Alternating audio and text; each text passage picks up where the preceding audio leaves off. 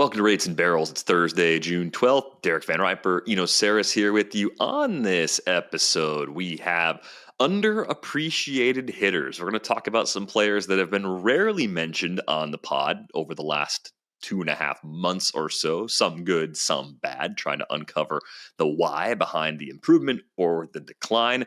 Get some baseball news you should know, and there's an urgency index piece that Eno wrote along with Tim Britton and Aaron Gleeman on The Athletic today. So we'll dig into that as we try and our ongoing effort is to find fits trade-wise. We want to be matchmakers. We want people to be happy, right? We can't make people happy in love, but we can make people happy in baseball. At least that is our general goal.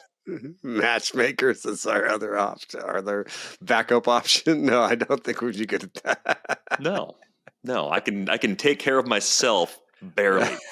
I learned that over the course of my life. I can just barely find that for me, but I can't help other people in that regard. So a lot of ground to cover. Baseball news you should know, as you may notice, there's no Trevor May here today because Trevor May is in Reading, Pennsylvania, being inducted into Reading's Hall of Fame. So congrats to our friend for that. He's going in with Darren Ruff, a name you might remember from the Phillies organization a few years ago. And the Giants.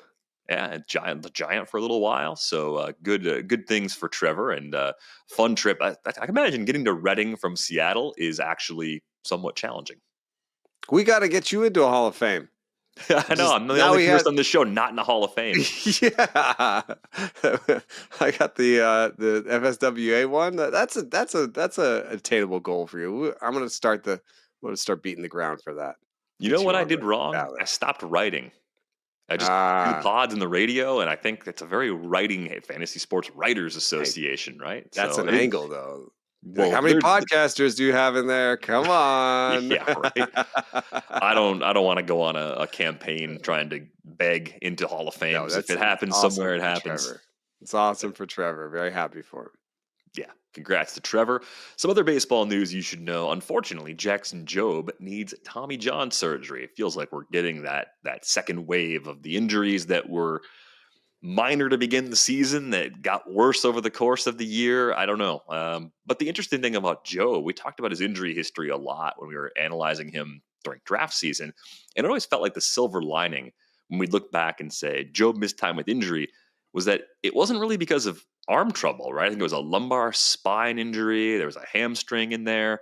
Unfortunately, because of the timing of this injury, much like the Corbin Burns one, questions are going to linger about whether or not we see Jobe pitch competitively in 2026, right? It could take the longer end of that 12 to 16 month timetable and knock him out for all of next season as well. And I think the reminder here for all of us is that the initial diagnosis for Jobe's injury this time around was a grade 1 flexor strain. And we see that a lot where flexor strains end up leading to Tommy John surgery because there's damage to the UCL and just a frustrating outcome for a young pitcher that was trying to find his way here in 2025. And it leaves the Tigers in a spot where, at least for now, both Sawyer Gibson-Long and Cater Montero are going to be in the rotation because they still have Reese Olson and Alex Cobb trying to work their way back from injuries right now. But as Jobe goes, what did you see pre-injury from him in that rotation? And what do you think this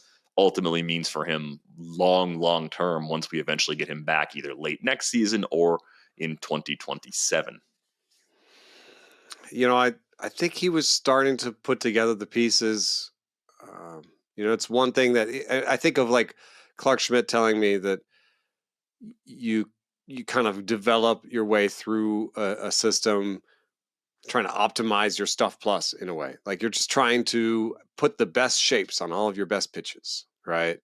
And then you get to the big leagues and you realize it's about getting outs. And, not always just throwing your best pitch by stuff plus is the way to go forward. Sometimes it's throwing a suboptimal pitch to set it up and finding that you can't really command that great stuff plus pitch in the way that you need to at the major league level. So, I think he was starting to figure some of that out. The other thing that I think of with Jackson Jobe is he has a really hard slider. And here is a list of the hardest sliders last year by just starting pitchers, minimum playing time 1 inning, Sorted by slider velocity. Jose Soriano, who is healthy now, but has had 2, maybe 3 Tommy Johns? At least 2. The 2, I think, Tommy Johns. I think he's 2. We don't see a lot of 3s. I think he's had 2 Tommy Johns. Mackenzie Gore is second. Jacob deGrom is third. Tyler Glasnow is fourth. River Ryan is fifth. Herman Marquez, who has the Tommy John, is sixth. Edward Cabrera is seventh. Hunter Brown is eighth. Ryan Pepio. Jared Jones is 12th. Scooble is 13th. Gavin Stone, who had Tommy John after this, is 14th. 15th is Blake Snell. 16th is John Gray, who's been hurt all year. Listen, you can take any list, and you'll find a lot of injuries. But I wonder if the high velocity fastball list that has produced so many injuries is really just a mask for the high velocity slider list. So I don't know if I want to start making that a part of the injury algorithm that Jeff Zimmerman has developed that I use with him. I will suggest to him that he tests it. However, I think Jeff Zimmerman might be taking the year off and traveling the world like Kane in Kung Fu. So I don't know if he's going to do that for me, but maybe he'll have enough time to test slider velocity. It certainly seems like it should be something that we at least test in our injury algorithms. I think Jeff's been testing a lot of bourbon from what I've seen on Blue Sky. That's what he's been up to. I don't know if he's doing it from the comfort of his own home. Kane and Kung Fu. Right. Traveling the world from his living room through the magic of bourbon, maybe. I don't know. I can't do it. Bourbon, I love it, but it's bad for me. Like, I just can't do it. But with Jobe and the hard sliders in particular, it's like every time this comes up, we have the leaderboard of great stuff, be that the fastball velocity or the slider velocity you're bringing up right now. You name a bunch of pitchers, and I have the, hurt now, or was hurt recently. And then there's a few really, really good names in there. And even the guys that were hurt were good before they got hurt. And I keep thinking to myself, if we just develop a rubric that pushes those guys off of our rosters, what's left? Are we going to have good enough pitching if we do this? And the broader questions that we've talked about in the show over the years, it's like, if these types of things, high velocity sliders, are fully, truly linked to massive arm injuries, is the payoff still worth it when the possibility of coming back after a year or 18 months and being mostly the same guy is still lingering out there? I mean, for Jobe, he's in that younger bucket of guys in the big leagues having it, much like Yuri Perez, who just came back earlier this week. And I think I've wanted to look back at age and the outcomes. Like, are you better off having Tommy John earlier in your career? Are the outcomes better if you have to have it earlier? I've seen some analysis like that, and you're better off the longer you wait, the longer, like, sort of Verlander-esque. The later in your career, the better. Yeah. So that's kind of an interesting thing to think about. But there's other aging factors then. Like, then you're just bad because you're old. Like, it's not because of the surgery. It's you know what I mean? Like, Justin Verlander's struggles right now are not basically due to Tommy John surgery as much as the fact that he's over 40. And the list of the slowest sliders is, I think, healthier. It is also worse. Paulo Espino, Tyler Alexander, Cooper Criswell. Yeah, that list doesn't help me. What about the medium sliders? Jacob Lopez, Valente Belozo, Cole Irvin, Eliezer Hernandez, JP France. I mean, I don't want to shop there. Sorry. Yeah, the middle, just the middle. That's what I want, I guess 85 is supposedly a good one. So like 87 mile an hour sliders include like Rodon sliders, 87. But he's a hard thrower. Otherwise, he's been injured. Zach Gallen's sliders, 87. Yeah, but I mean, then you're really, I don't know. I don't think you're hiding from injury that way.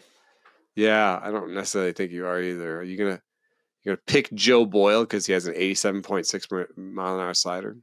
I'm nerdy enough. I don't need to be so embedded in my process where I'm like, give me a median velocity slider, please. Like, no, Yeah, right. no, I don't want to live my life that way. That's a step too far. I guess Um, Spencer Schwallenbach, that's kind of interesting. 96-mile-an-hour fastball, 87-mile-an-hour slider, wide mix, command. Although, guess what he had? Tommy John surgery, right? I mean, yeah. Yeah, So, yeah, he did. So, I don't know, man. Yeah, yeah, it's tough. It sucks. tough break for Job for sure, though, and hopefully we'll see him back in the next 12 to 18 months. Cole Ragans placed on the IL with a rotator cuff strain. This is a frustrating situation because he was down with a groin injury, came back for one start, threw 78 pitches to get through 3 innings against the Cardinals. Did have a downturn in fastball velocity. I think he was down a full tick compared to his season average in that first start back. And that's tricky coming off of any sort of injury because I don't know if you always expect the stuff to be 100% there first start off the IL. Maybe that was an indication that something was bothering Ragans, though, beyond the leg. And the rotator cuff strain outcome, like that to me is rarely going to be a 15-day minimum stint on the IL. We don't have an official timetable here, but it's a pretty big blow for a Royals rotation that stayed really healthy last year in that run to the postseason. Using the awesome injury recovery dashboard over at Baseball Prospectus, we can look at past rotator cuff strains and see, how long they've been out. The most recent rotator cuff strain on here is Yoshinobu Yamamoto last year, who was out 86 days with the rotator cuff strain. He did come back pretty well. So that's interesting. Nestor Cortez had it in 2023. It looks like he had it twice. So he had maybe tried to come back and then had to leave again. Anyway, the most common is 2 to 3 months. The second most common is 6 to 8 weeks. And then there are some 2 to 4 week guys in here. I guess Pete Fairbanks came back in 26 days once. So I don't know. There's some guys, I guess, some of these are also maybe messed up by Ian Kennedy had a rotator cuff strain on 9/16/2023, and it says he missed 16 games. Didn't he Is that just stop pitching after that, though? Like, that was the end of is his it the rest of the career. season or the end of his career? Yeah. Yeah, I mean, so I don't think he came back at all. I think he retired. But okay, Yeah. so this comes back to getting more information. Maybe there's some imaging to come. We get grade 1 diagnosis, and that 2 to And 4 here's week another window is one. possible. But I Josh just think, Labors came back, and missed 18 games, and then it says he has the same injury the same year, a month later for another 57 games. So really should add that together. So yeah, I'm thinking 6 to 8 is optimistic. right, and that puts us up closer to the trade deadline, or even a couple of weeks after, if that's how it ends up playing out for Reagan. So more opportunity for Noah Cameron to stick in that rotation, and perhaps if we do get more detailed information about the extent of the strain, maybe the Royals join the fray as a team looking for pitching help at the trade deadline. Good news for those teams. Aaron Civale wants to be traded, wants to be a starter, and I think it makes sense. With Jacob Mizorowski coming up, Civale got bumped out of the Brewers' rotation. This is his walk year, final arbitration season before he's a free agent for the first time in his career. So if you're Aaron Civale, I think getting a lot of innings this year, showing you can be a starter, going 5+ consistently, all of those things are important. So to me, this is only a matter of time before the Brewers can simply find a fit and actually grant Aaron Civale that request. I actually think it makes a lot of sense. It made sense before we knew Aaron Civale asked for a trade for the Brewers to consider moving him, given their This current depth and given the needs around the league. this is really weird. Is this because the Brewers, like, there's a missing piece of information here, right? Because he had a rotation spot, and he would have a rotation spot if Jacob Mizorowski wasn't in the rotation. So did the Brewers tell him we're calling up Jacob Mizorowski to pitch in the rotation and not to pitch once and then go down?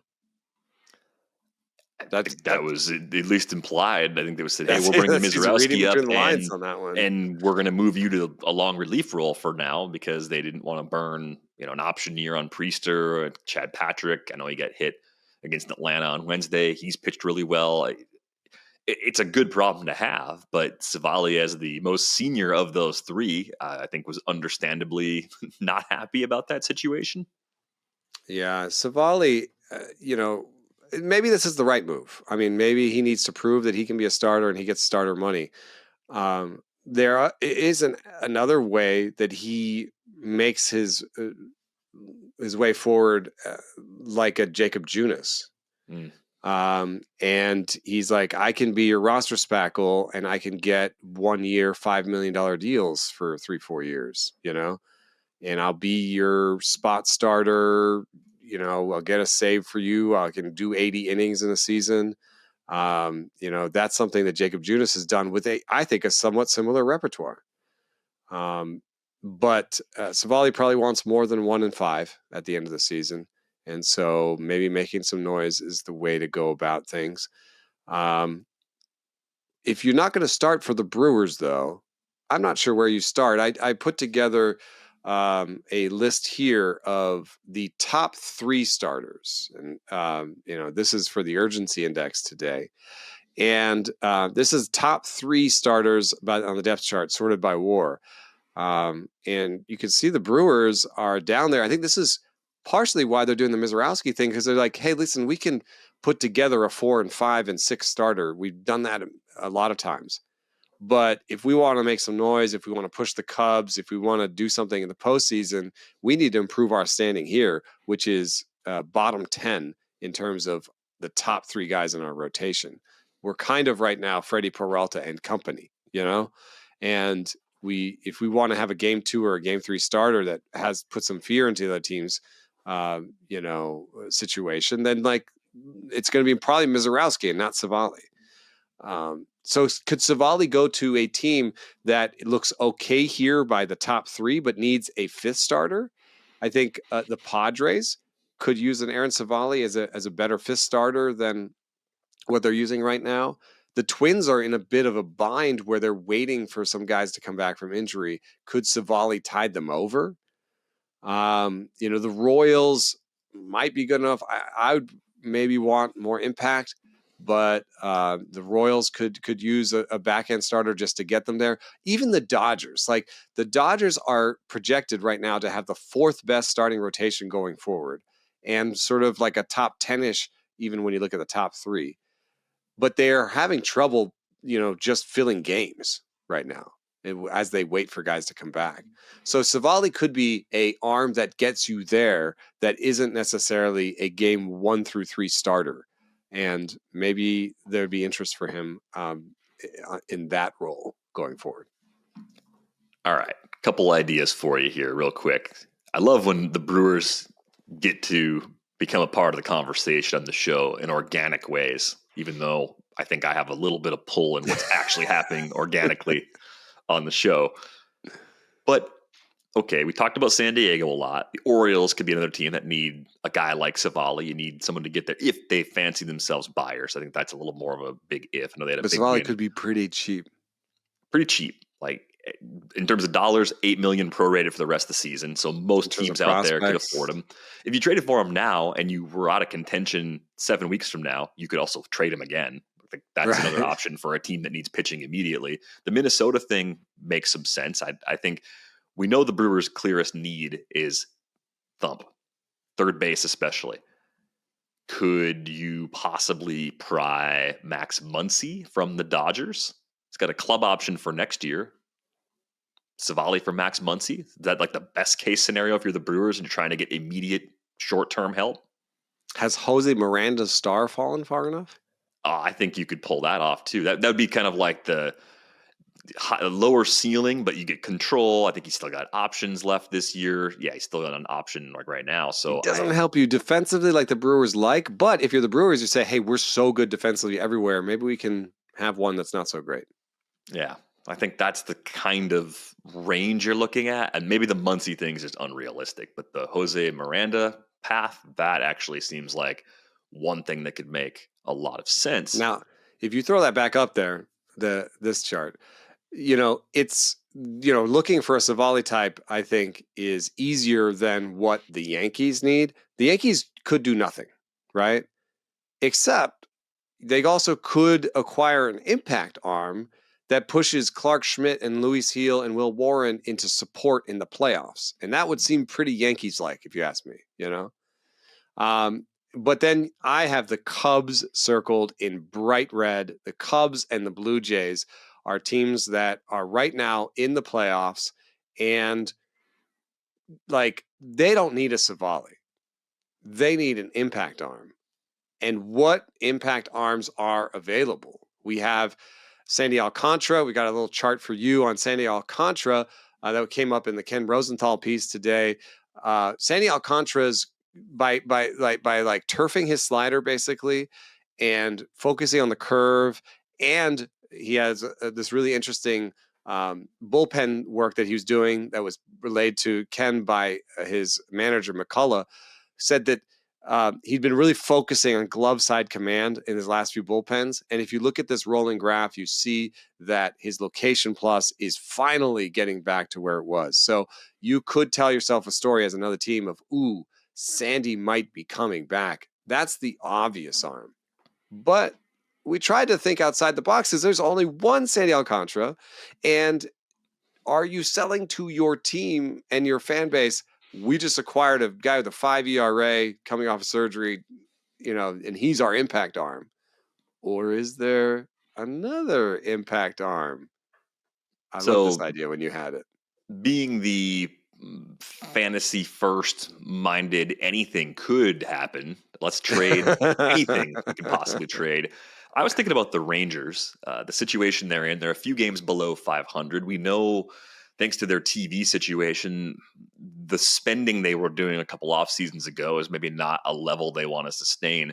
Given that Jacob deGrom is pitching well, and as you mentioned before, not all the way back to pre TJ stuff, would they trade Jacob deGrom? Would he fit the needs of teams that want that impact arm and simultaneously relieve long-term financial stress for the Rangers? I mean, Jacob deGrom is in the middle of the 5-year, $185 million contract that he signed prior to 2023. There's a club option for 2028, so you really don't have to worry about that other than any sort of buyout that's attached to it.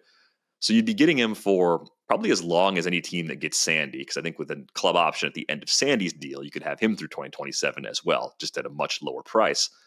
But deGrom has, I still think, a good ceiling, even if it's not elite, right? So what he's done so far this year, 25.3% K rate, not typical of deGrom. Still isn't walking a lot of guys. That's fine, 5.8%. Doesn't have a bad home run problem. It's a 337 Sierra. I think that gives you some context as to deGrom's new performance level.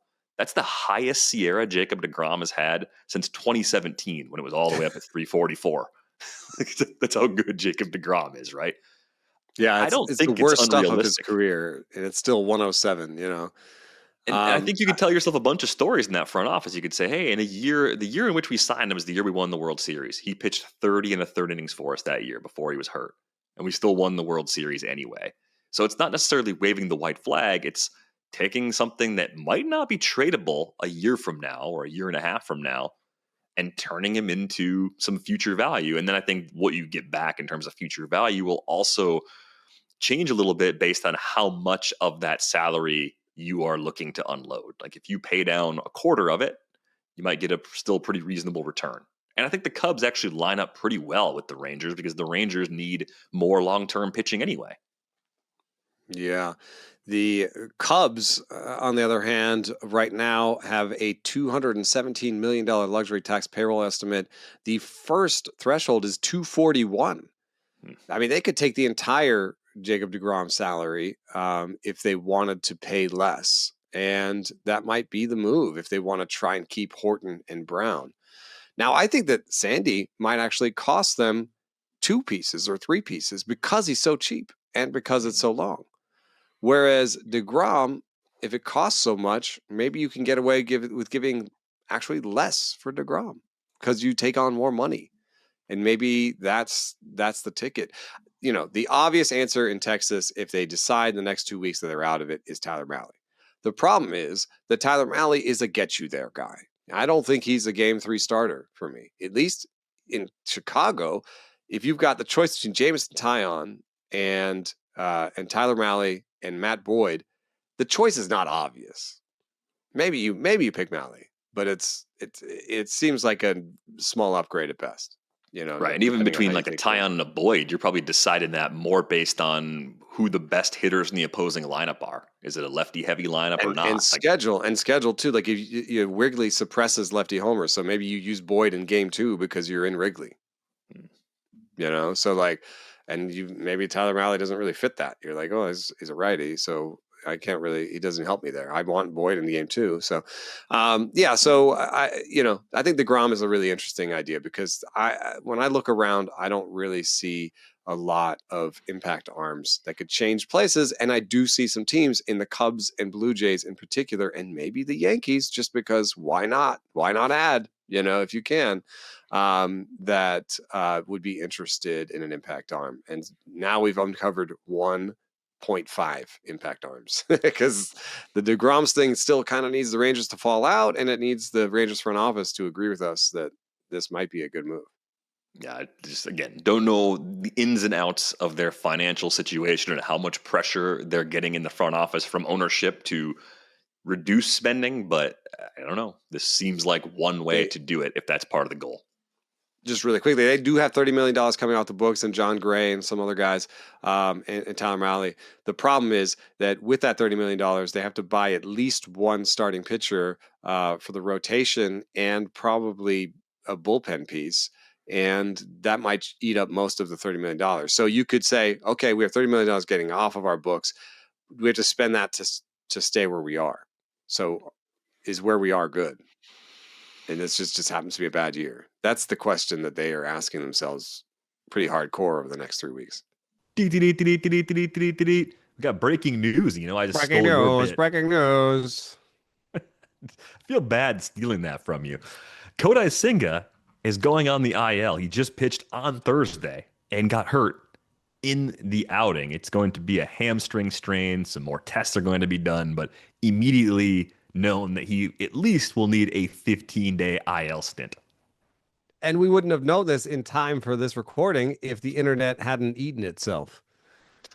Yeah, the internet's having a day. If you're watching us on YouTube, you probably like, what is happening here? I guess we're only going to see Derek's face. I don't know how this is working. I only see your face, so I don't know if the video is going to have just you, just me, if it's going to cut perfectly. It's not going to have graphics except for ones that get put on in post. So a look behind the curtain, chaos. Just little mice running everywhere trying to keep things going forward.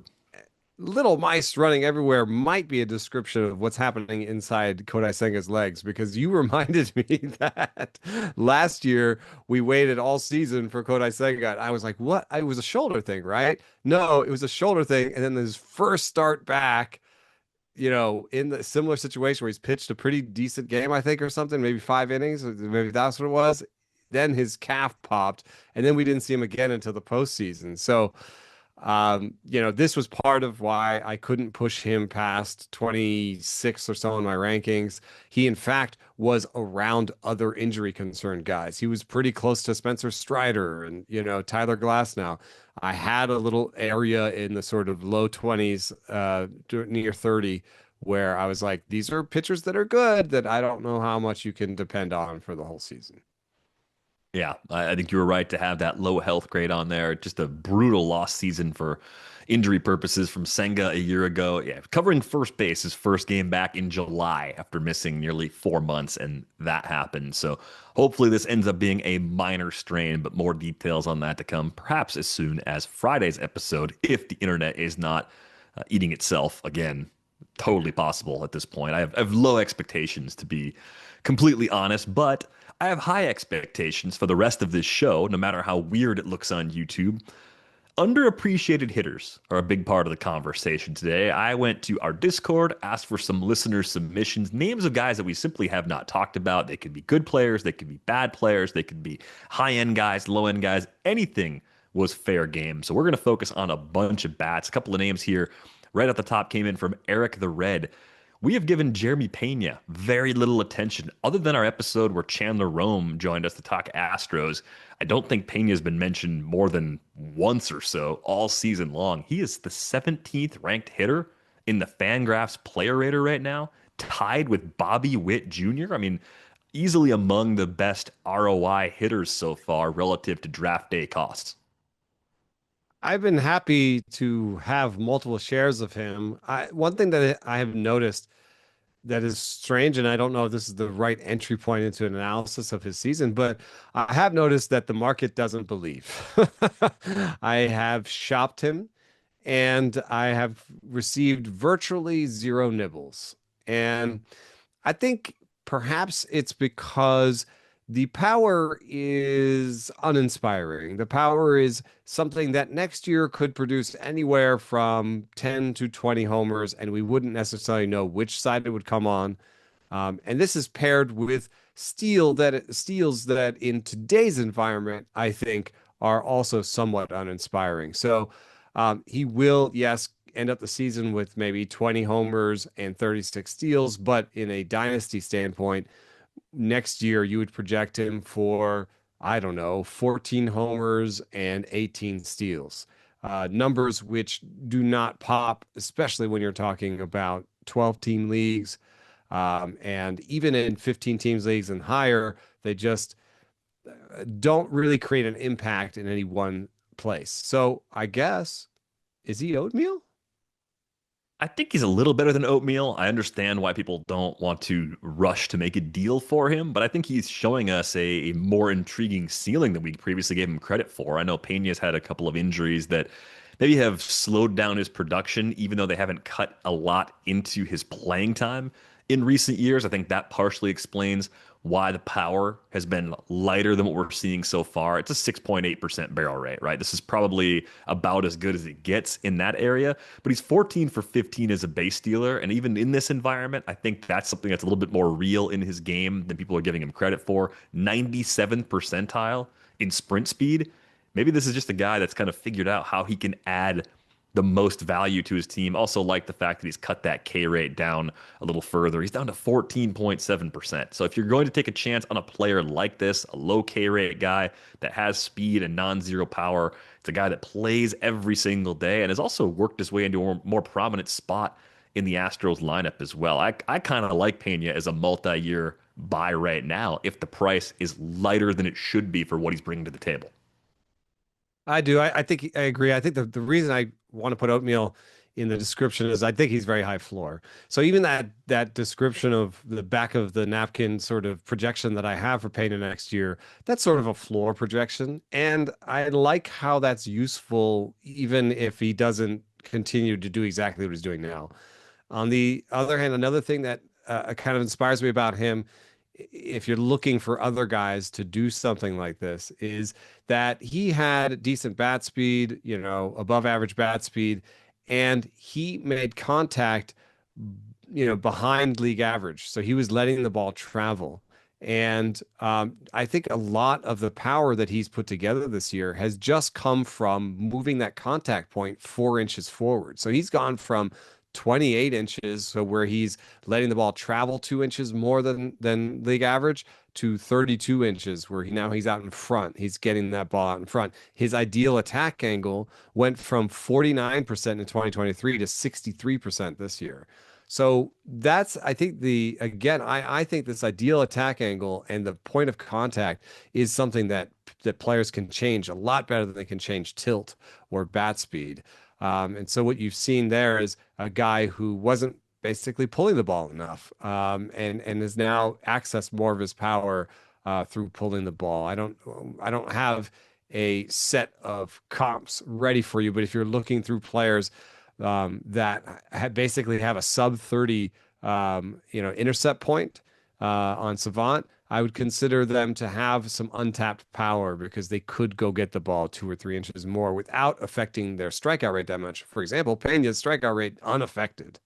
In fact, the best of his career. So even if this ends up being a career year for him, he's 27. It's totally possible.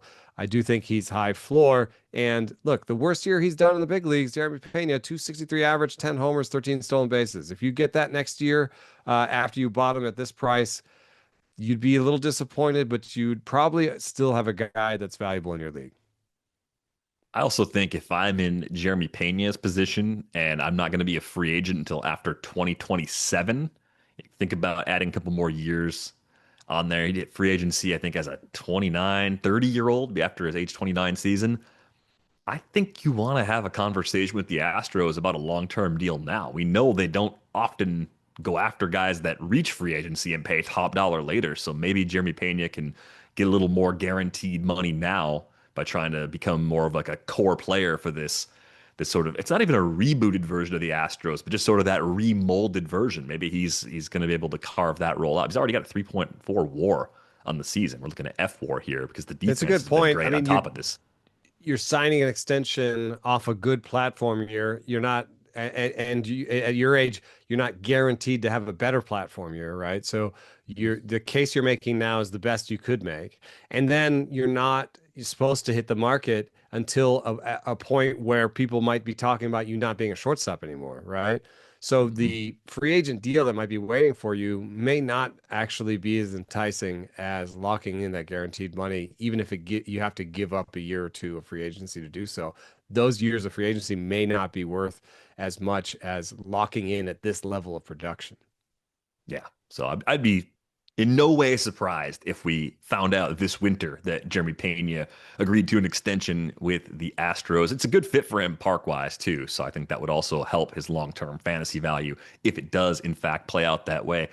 Eric also threw us Jose Ramirez and Kyle Schwarber, more for just tip of the caps. I mean, Jose Ramirez doing pretty typical things, right? He's got a 160 WRC plus. That'd be a career best for him if you throw out the 58 games he played during the shortened 2020 season. Just remarkable year in, year out, early first round sort of production from him. But then the more interesting name there was Kyle Schwarber, because Kyle Schwarber is carrying an average in the 240s for the second straight season, and he's pacing out for a high 40s home run total again, like he did back in 2022 and 2023. It just made me wonder if there was something we missed with Schwarber during draft season, where maybe we looked too much at the batting average downside and not enough at a more like median sort of outcome in that category, alongside well above average power production, which Schwarber has done multiple times before. He is a free agent to be. I don't know if that's relevant, but it is a good season for him, and he's back to hitting the ball more in the air, but it hasn't affected his batting average on balls in play as much as I would have expected. He has a 45% fly ball rate, and when in the past when he's had 45 or higher, he's had a BABIP under 240. Right now he has a 268. So I do believe that even though it doesn't seem obvious, he could be getting lucky. That could be a high BABIP given his swing right now. I wouldn't say that it's super lucky, and I just bring it up because he was like I think he won like Player of the Week at some point. He was hot, and as soon as people put him on the hot list, he's gone cold for like the last week or so. And then he hit a homer. I think he's just a kind of a hot and cold player, a lot of strikeouts. If you're in an OBP league, you've always loved Kyle Schwarber. If you're in a batting average league, buy him for now. But I think, he might have a worse batting average going forward, and I would still project him next year for like a 225, just to be safe. Yeah, you still are baking in more downside, but the outcomes can be better than you expect. I think that's, for me, the lesson, if there's one, with Kyle Schwarber. Very curious to see what his foray into free agency looks like this time around. Who will be interested? How long will that deal be? And will it be a spot where he can once again, mash 40-plus homers, at least on a short-term deal? I think I like his chances. Let's talk about a few Rockies. Jeff Good, Low Guppy, throwing Hunter Goodman and Jordan Beck at us as two guys we haven't talked a lot about. I think with Hunter Goodman, the playing time has been a lot more stable than I expected to be at the beginning. I think we looked at Goodman initially and said, part-time catcher, occasionally maybe in the corner outfield mix, depending on stuff that happens with a few veterans. He's made 43 starts behind the plate this year, 25 at DH. He's an everyday guy in the heart of the lineup, gets to play half his games at Coors Field, and amazingly, Hunter Goodman's splits away from Coors and against same-handed pitching are better than his splits that would be like the platoon side advantage for him. It's kind of amazing to see him hitting 305, 347, 531 against righties, and 306, 349, 587 away from Coors. I think this is actually mostly pretty real. I'm blown away by the ceiling, but how do you not keep playing him every day if you're in Colorado's position? Yeah, I am only mad that I didn't get more shares. I do believe that in the season preview, we pointed out that he had excellent bad ball stats, and that he was at least worth a look in deep leagues as second catcher and drafting holds. That might be the last time we mentioned him. And I wish that I'd gotten more shares. I think I might have zero. I think I might have zero. He went a little bit higher than I wanted for my third and fourth catchers, and I was a little bit worried about the playing time for my second catcher. And I just wish I'd taken that plunge. Now I got nothing to point out as a possible worry. I guess the only worry is that like there are some things he has in common with like a Michael Toglia, where like he strikes out too much, but he has great batted ball stats. But Michael Tolia's strikeout rate problems were worse than this. I think this is the exact kind of stuff that we hoped, without the steals, of course, but that we hoped Nolan Jones would do in Colorado. Like, this is the exact type of player that Colorado should have, too, is that if you have a high strikeout player that can hit the ball really hard, they're going to float high BABIPs in Coors, and they're going to be a much more viable player at Coors than in other places. And I think to give them credit, they have pursued this strategy to some extent. You have seen this type of player get a chance in Coors, and this is the best outcome for it. I don't. Maybe sometimes we just, we don't have analysis for it because we're like, yeah, it's good, it looks good, and I wish we'd told you more sooner. I at least avoided Tolia, even though I don't have Hunter Goodman everywhere. I was intrigued by Goodman, but my hesitation, and I did the same thing that you did, where I was like, third catcher price, maybe a little high. Like, if he ends up with more playing time, great, but there's no guarantee. Like, we've been nervous about how the Rockies handle young players for a long time, especially one whose role behind the plate was just not as clear. I think defensively, he's grading out okay, slightly below average in the StatCast sort of catch-all combined defensive metric, which I think you'll take for a guy with as little big league experience behind the plate as Hunter Goodman has. I would And assume he loses catching eligibility eventually. they're using him enough though, where it's like probably more than a couple of years down the road. Maybe 43 already through June is a lot of starts, and it could change with Drew Romo and some other guys in the organization. I know it is what it is, but I think he's going to hit enough to play other positions. I think that's the really encouraging thing for Hunter Goodman. As far as Jordan Beck goes, the Rockies done a good job not messing around with his playing time. Beck has started every game except for one since April 20th. He's been a regular in the leadoff spot since May 16th. The roto value really kind of spikes for him at home. So we don't have the Hunter Goodman thing where he's been better on the road. Beck's hitting 298 at Coors, hitting 217 on the road. The good news, I guess, is that the strikeout rate is kind of the same, even though it's a little high, both home and away. Beck can do a little bit of everything, right? He can steal bases. He's got some power. What do you think his outcome is? I think the Nolan Jones comp really rings true here, with the difference being that Jordan Beck is a righty instead of a lefty. Yeah, I do want to point out that, like, this is the Brenton Doyle too, right? With maybe a little bit less defensive value, but in terms of like what he does at the plate, strikes out a little bit much, power, speed, not like Hunter Goodman-esque, like, power, but power and speed. And Brenton Doyle with a pedestrian BABIP has been hard to own. And so I will say that Beck, Goodman, Doyle, they all share a little bit of what I discovered with Ryan McMahon in the past, which is if you buy these players that, let's say they played in San Francisco and they had these same set of skills, you wouldn't play them at all, you know? And so what I find when I rostered Ryan McMahon was, oh, I only kind of want to play him at home. Even though he might be a good enough player to play all the time, he's so much better. Okay, I saw it on Twitter on Blue Sky this other way. Somebody's talking about Roman Anthony, and I think the headline for the piece was, that he's going to sit against lefties, and it's not because he's not good against lefties. It's just that he's a Ferrari Testarossa against righties, and he's some lesser car against lefties. And so, I think that's what what ends up happening. When I had Ryan McMahon, I was like, I can find a better option than Ryan McMahon away from home. And I bet you that's over sort of the long term of owning all these guys, that you end up feeling like, oh, I want to play him at home and I want to have some other option on the road. So the guy that I would say that could really rise from this is actually Goodman. That's the guy I'd bet on, just because the quality of contact is so good. With Beck, that strikeout rate, that BABIP, I think it could be a poor batting average away from home most years.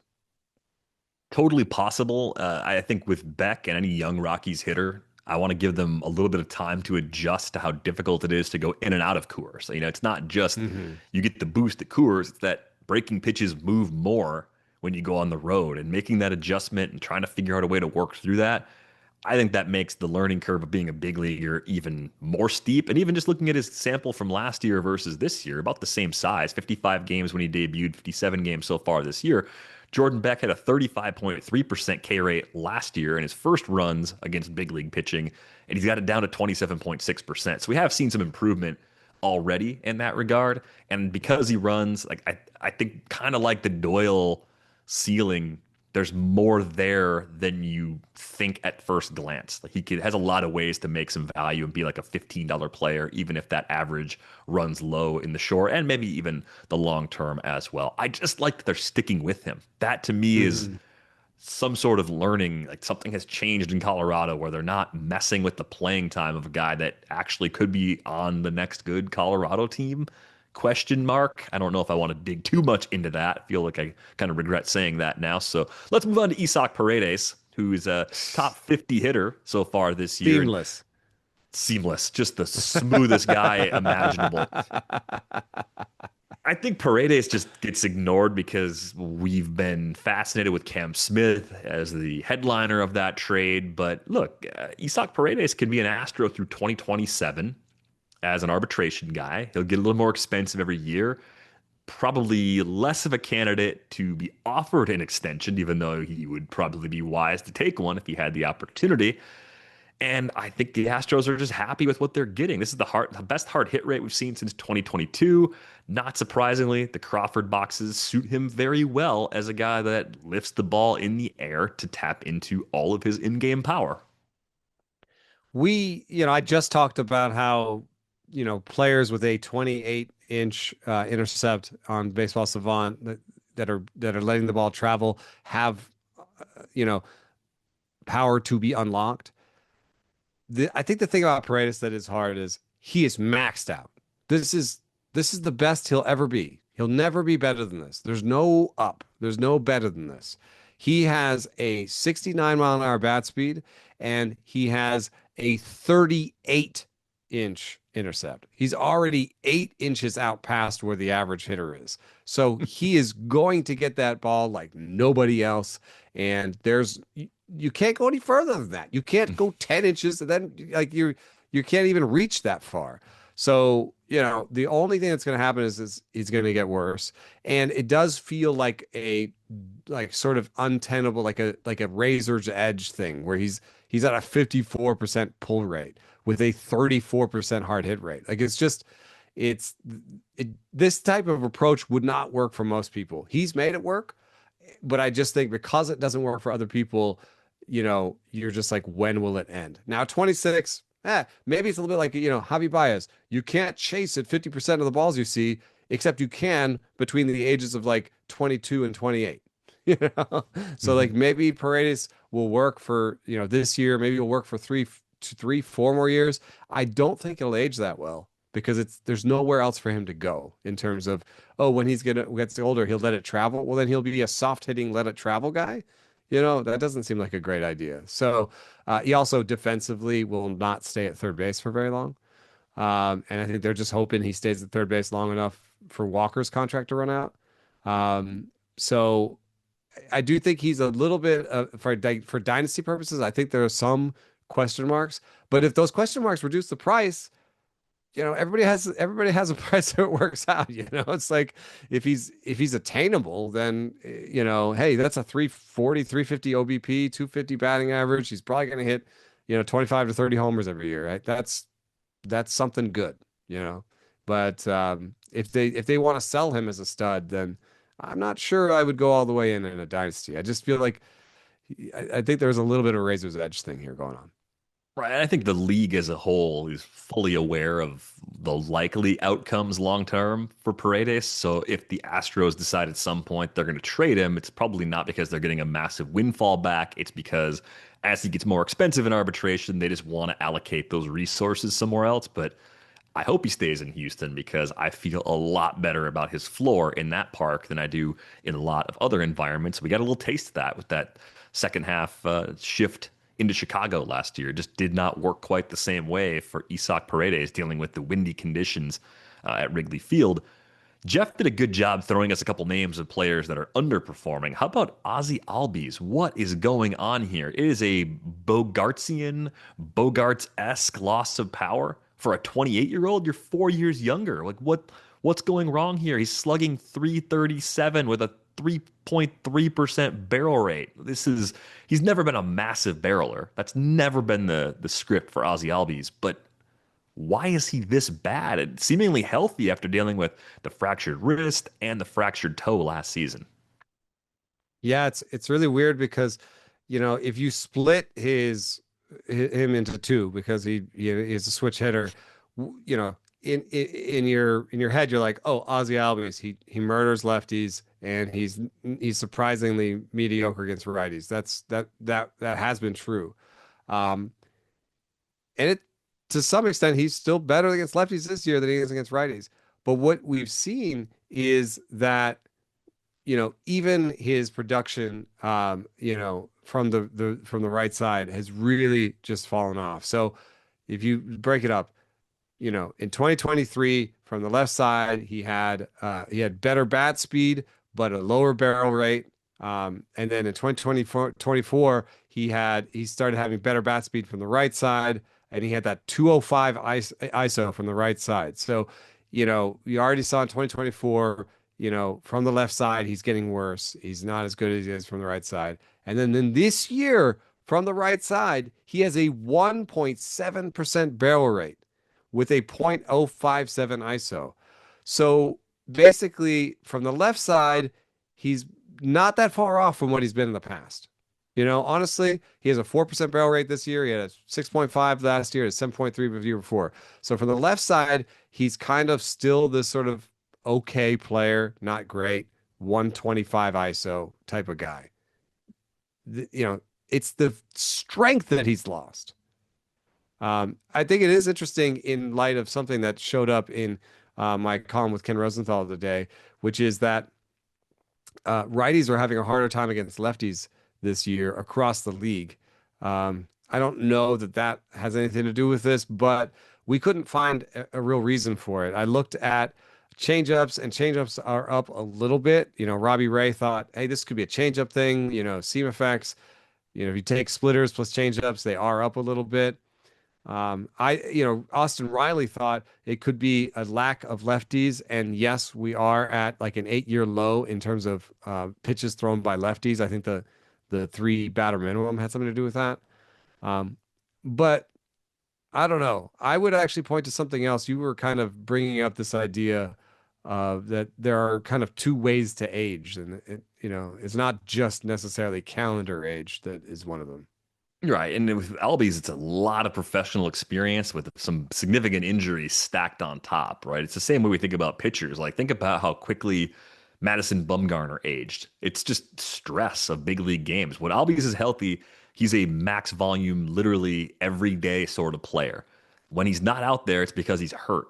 So then he comes back and he's back in the play every day sort of role. So I just think the wear and tear of how he's been used on top of the ways he's been hurt have probably pushed him into the back half of his career a little bit faster than if he had maybe, I don't know, been eased in a little bit more. I mean, like he was been a great player at a young age. So I don't think the Braves did anything egregious. But the other thing I looked at more closely was the career splits against righties. 245, 310, 431 for Ozzie Albies over his career. It's a 96 WRC plus. So you mentioned like he does all that damage against lefties, or historically he's done all that damage against lefties. He's got a 902 OPS against lefties, a 741 against righties. It's a 138 WRC plus against lefties, a 96 against righties. Derek Hardy talks about this all the time.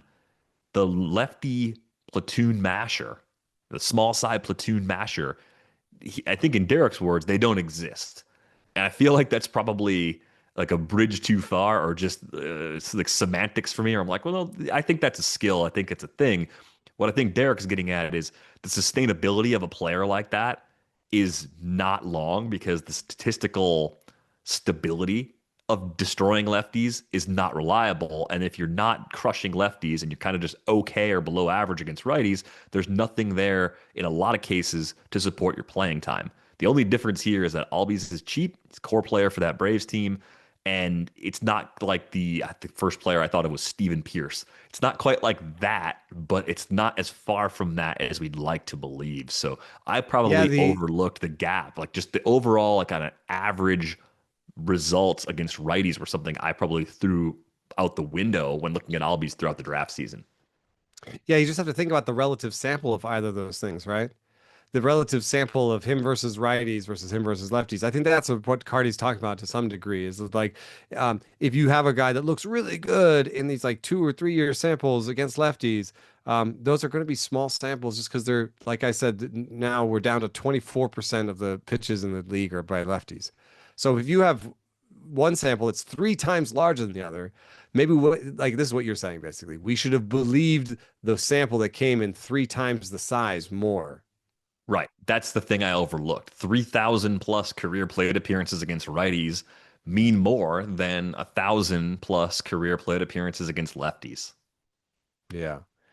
Yeah, and it's tempting when you say, "Well, he has a platoon advantage, or his swing is different from each side." You know, that's what that chart that I hopefully showed. I don't know. It may got, I don't know. It might be there. Is that there's less variation in his work from the left side over time than there has been in his work against right side. Like, his left side barrel rate is between 4% and 7%, right? His right side barrel rate against lefties is between 1% and 11%. And part of that variance is it's 1/4 of the sample every given year. So it's like, it's going to go up and down much more. I mean, I'm trying to look at how he's being pitched, from the right side. And yeah, he's seeing more curveballs and more splitters. Is that okay? So he's toast because he's seeing like 2 or 3 more curveballs and splitters a game. It's like, no, probably he was actually closer to what he was doing against righties, which, there are leagues where you just take that and you're fine with it. Like you can take that career split against righties and, reassess and say, okay, he's going to be more like a 245, 310, 431 player going forward. Hey, there's a lot of leagues where that makes sense. Like in my 20-team Devils Rejects where I have Ozzie Albies, I want him to get back to that. And if he does that, I want to keep him. I don't want to necessarily trade him because I'd be trading him for less than that right now. Better MI rest of season, and let's even say for next year, since you're talking about keeper dynasty, Albies or Jeremy Peña? Oh, well, I have both of them, thank God. But I feel like they might just like change places in ADP, whereas Peña was kind of a 150, 175 range pick this year, and Albies I think was more like a pick 75 guy. I think they're just going to swap. Yeah, and I might swap and take Albies at the new ADP. If we are tying it to their cost, I might take Albies at the new cost if Peña goes beyond him, because I do think that it wasn't that long ago, 2023, that Albies had a 33 home run season. Um, and I don't think Peña's going to have one of those.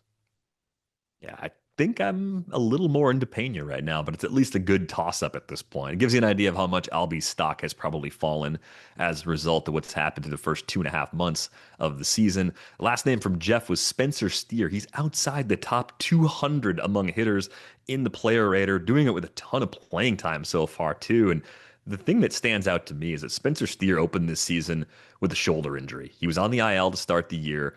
I think he's healthy enough to play and not healthy enough to produce. And I think it's reflected in the hard hit rate dropping from nearly 40% last year down to 30.2% this year. We have some barrel rate slippage along with that, not surprising. And the strikeout rate is up compared to where it was over the last 2 seasons. It just, to me, looks like Spencer Steer has an injury he's playing through, and it's hard to rely on a bounce back until there's some time for him to heal or some kind of surgery that helps him get past it. Yeah. 27, I do think there will be a second or third axe for Spencer Steer. I really like how he has a two-strike approach. He has really nice plate skills. I was going to beat myself up over liking a guy with a 6% barrel rate too much. But I do think that if he can get back to that 6% barrel rate and the 20% strikeout rate, he's going to be a good player again. So I think, in keeper leagues, you wait around for it. And you wait around for him to be healthy. He did lose a mile an hour bat speed that I would ascribe to that injury as well. I do think it's harder in the 12-team leagues. Like, we have Steer in that Devil's Rejects where we're not doing so well. Steer and Albies being part of our core. I do think they'll have better days going forward. I also have Steer and CES in my 12-team dynasty, and I have to drop somebody soon because I've got a full IL full of people who are healthy, and my roster, I can't make any moves, like I have to like drop 3 players to make that next move. And I don't know if Steer's going to make it, because I think I'd rather have CES at this point. Yeah, I'm intrigued by CES playing some third base too, because eligibility there and become a little more roster friendly as a result of that dual eligibility. We had multiple requests to talk about Alejandro Kirk, who's now hitting 325 for the season with a 367 OBP. It's the highest OBP we've seen since 2022, doing it with that low K rate that we often see. Barrel rate up at 8.8%, highest since 2021. Kind of just doing his thing where he's hitting the ball hard all over the place and obviously collecting a ton of playing time as well, because they really cleared out that organizational depth chart around him in recent years. This is the weirdest thing is I don't understand how this happens, but he is getting the ball out in front like 3 inches further, but you don't see it in the pull rates. And I do actually think that at some point, as we get used to this analysis and we vet a lot of these numbers, we're going to replace some of these things like pull rate with point of contact, because I believe it might be superior. It tells a story of somebody who's kind of going and getting the ball a little bit more, being a little bit more aggressive, and he's got that barrel rate to show for it. So he is a guy just like Peña, who used to let it travel, who's now going to get the ball in front of the average intercept point. And I think that's a big deal for him. I do think that he's got all these years of playing where he let the ball travel a little bit and he didn't have as much power. And so I do think that he still just belongs in a class with Keibert Ruiz, who's not working out this year, but I believe will have better years. Gabriel Moreno. These are, high contact rate catchers. I guess what I'm saying is that, like, you can take one of those and you can take it cheap, but you might get the 2 out of the 3 that don't work out that year. So it's kind Yeah, of a 1 in 3 proposition sometimes. Even with this good skill set, I have 3 catchers I just threw at you that are basically the same guy, and 2 of them really aren't good this year. I think that's fair. I do think of that group, consistently, you're going to see Alejandro Kirk hit the ball harder. So there's a little more to be excited about with him versus Ruiz and Moreno. I'd probably rank them Kirk, Moreno, Ruiz for the rest of this season. Dynasty, maybe you flip Moreno because he's a little bit younger. But they're very similar in terms of what they bring in their roto profiles when it's going well. One name we have not talked about more than once in season, talked about him on just about every single position preview during draft season, Billy Cook. Larry wants to know what's going on with Billy Cook. Things have been a little better for him at AAA lately, since May 1st. Very arbitrary cutoff point. Billy Cook hitting 327 with a 402 OBP. Only a 385 slug, though. So even for a team like the Pirates Zero looking for home bats, runs. you got to have a little more thump. Gotta hit a homer, Billy Cook. Hit a few, and maybe we'll have the conversation of Billy Cook getting another opportunity in Pittsburgh. Last question here before we go. This one came from Old Ben Kenobi. Is Vlad Jr. an elite or just really good real life player? And the same question for fantasy. I think he is one of the highest floor batters we have in the league. And I think he has the highest ceiling too. So I think that makes him elite. It's But hard for me to look at the projections and watch him and see how hard he hits the ball and tell myself that he's less than elite. I yeah, think and uh, yeah. I mean, last year the he had a 165 WRC plus. Where do we think that lands him? last year top three, top four for Yeah, qualified six. hitters. He was six. Yeah. Okay, so I guess I Judge Otani, Yeah. Soto, Alvarez, Witt. Alvarez. Yeah. Yeah, Alvarez is healthy. Yeah, I mean, you can't say that's that's not. elite. But and so this year, you have to then, if you admit that, you have to admit that this year he is not elite, at least not in terms of results. But he's still 38th in WRC plus. So I kind of think that's his range. It's sort of like top 40 or he's top 10. And from what I understand, I believe it has something to do with his swing path, which is just that it is possible that his swing path provides him sort of streakiness. That if you are flat like he is, then you get times where you're just all over that ball, and then there are other times when you're hitting the ball straight into the ground. And I think that describes the history of Vlad Guerrero. What's weird is that Vlad Guerrero Jr. sometimes the hot streak is just all season. So I don't know how to explain that, but I would acquire him. 26 years old. If it's a fantasy question, I would acquire him because I think that you can bank on like a 280 average most years and 25 homers and tons of RBI. And I think that's why they paid him that. They paid him to be a batter. Now he doesn't have the defensive value, and so maybe when the WAR game is said and done, he won't be worth that contract. But this is something I've been struggling with Arias a little bit. I would sign Arias to a deal that didn't work out by WAR per dollars per WAR, because having a guy like that in my lineup would be so valuable. Hmm.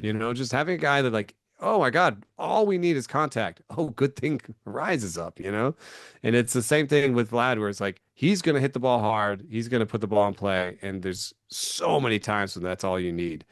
So I don't think that WAR fails Arias and Vlad Guerrero Jr. I just think that like sometimes their value is beyond that. Is that it's their value in the lineup. Like David Ortiz is in the Hall of Fame, not so much for his WAR total. Hmm. Yeah, first base DH. The penalties for that in WAR are massive, right? Like And some evidence that that's too much. that's based on pure feel. That's where I'm at for sure. Like I think it's an overcorrection, and I think the market will kind of help us understand that with Vlad. Is he worth 600 million? Probably not quite, but it's probably not as much of an overpay as you'd think. I think that's the way I would look at it today. And by the time we get to the end of that contract, maybe we'll have a better way for appropriately valuing players at that position or guys that DH like that too. So maybe time will be on Vlad Jr.'s side in that regard. Thanks a lot for all the great questions and name suggestions. We'll do the same thing with pitchers at some point, get to some of the names that we've unintentionally just ignored for one reason or another. They didn't make the news. They're just doing what was expected, or they're popping up and just we're not talking about their team. There's all sorts of reasons this happens. That's going to do it for this episode of Rates and Barrels. Again, I have no idea what it looks like, but thanks to our producer, Brian Smith, for making it sound good. It might look absolutely ridiculous on YouTube. Hit the like button anyway. Pretend that you like chaos for at least one day. You can find Eno on Blue Sky, enosaris.bsky.social. I am dvr.bsky.social. We are back with you on Friday. Thanks for listening.